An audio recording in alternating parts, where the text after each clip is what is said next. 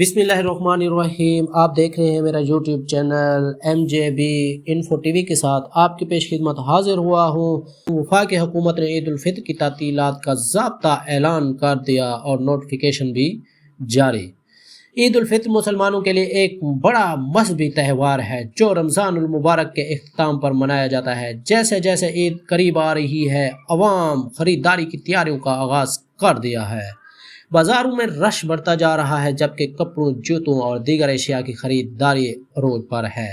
یہ تعطیلات تمام سرکاری دفاتر، تعلیمی اداروں اور دیگر متعلقہ محکموں کے لیے ہوں گے۔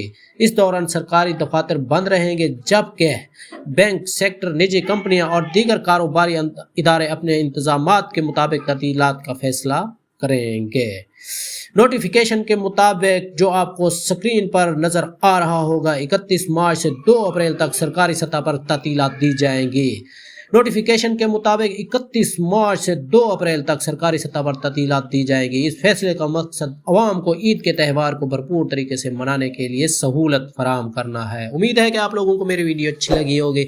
اچھی لگی ہے تو میرا چینل ضرور سبسکرائب کر لیں اور بیل آئیکن کے نشان کو بھی ضرور دبائیں۔ اپنا خیال رکھیے گا۔ اللہ حافظ۔